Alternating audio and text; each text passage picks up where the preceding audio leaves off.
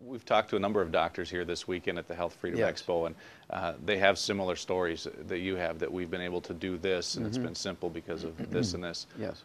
What is holding solutions like that back from becoming mainstream therapies? Okay, well, two reasons, Scott. Number one, there's insurance. And people say, why should I spend $2 a day for a treatment that my doctor poo-poos when I can get the treatment he wants me to do for free from insurance? You know, we want that Canadian free health care. And so that mentality in the American public has held it back, because the public is not demanding the cure, if you will, just from something simple, but it might cost them a third of the cost of a cup of Starbucks coffee. The second thing is the pharmaceutical industry drives things. You see, there's no law requiring doctors to cure people when there's a cure available. There's no law requiring doctors to prevent diseases in people when the prevention is known. Now, if it were my way, if I were the U.S. Surgeon General, the first thing I would do is pass a law. You see, as this agency, they could make a law. They don't even need to go to Congress and get it approved. They could just make a law. Well, I would make a law by fiat. I would make a law that said that if there's a disease that is curable with anything, whether it's an herb or a drug or a nutrient, if it's curable and the physician just treated the symptoms as opposed to curing it, and there was a cure available, I would put them in jail for a Class A felony for 25 years to life. And by the time you did it to the first 1,000 physicians, the rest of them would start recommending the cure, right? Because they wouldn't want to go to jail. But of course, that's not going to happen. The pharmaceutical and the medical lobby is too powerful, so that's not going to happen. So what has to happen is education. For the last 33 years, this is the 33rd year I've been doing this, Scott, giving free lectures, or 300 free lectures each year.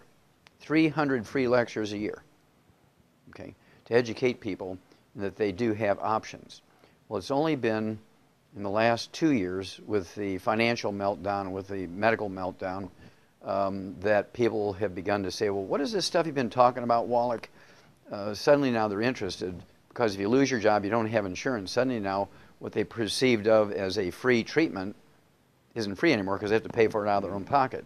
So now going to a doctor for a $10,000 knee replacement becomes unconscionable for them when they can fix it with a $2 a day nutritional supplement. You know, it's funny, you mentioned under your system, maybe put these doctors in jail. Yes. Maybe not to that extreme, but the opposite happens, where physicians like you or others that we've talked to get, you know, pushed aside, have their licenses taken away, get fired. Or get fired. Fired, yeah. I mean, so it's kind of happening in the reverse order right now still, isn't it? Yes, it's still happening incorrectly, because, of course, the pharmaceutical industry and the medical monopoly, it's a monopoly, is in control. They give more money to PAC committees, to legislators, than any other group there is, okay? And the thing that happens is when you give that much money to legislators, suddenly now these guys are the only guys. Everybody knows that the medical system is the perfect and single worthy system, because it's the only system. Now, this was known 290 years ago. The first U.S. Surgeon General, a guy by the name of Benjamin Rush, who was an MD, realized that the different philosophies of medicine were fighting amongst each other. They were actually having gunfights in the street.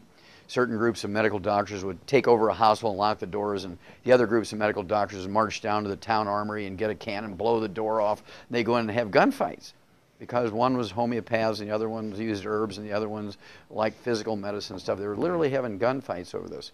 And so Benjamin Rush, who was the top surgeon for the Continental Army during the Revolution, George Washington personally appointed him as the first U.S. Surgeon General. There's a very famous story. He said that he wanted an amendment in the Constitution which said that people would have their choices of medical sciences. He said, if we don't have an amendment in the Constitution giving people their choice, free choice of which medical science they want, like their choice of religion and freedom of speech, he said, somewhere along the line, and I'm quoting him now, one class of men will take over the medical sciences, and it will be the Bastille of America. Now, his fears have become our nightmare 290 years later, because the free enterprise system has never taken place in the medical industry since the American Medical Association was formed. Everything they've done for the last 100 years was not to learn how to treat patients better. Everything they've done for the last 100 years has been designed to kill off all competition and make them the sole source of medical knowledge, the ones, the chosen ones, right? That was their goal, and they've become successful. And so the only way this is going to become undone is if people stop using this failed and corrupt system we know as our medical system. Right now, the average lifespan of Americans makes us 46th in the world in longevity. There's 45 other countries whose peoples live longer than us. We're 92nd in healthfulness. And we spend more money for health care than all the other 218 nations of the world put together. So their system is a failed and it's a corrupt system.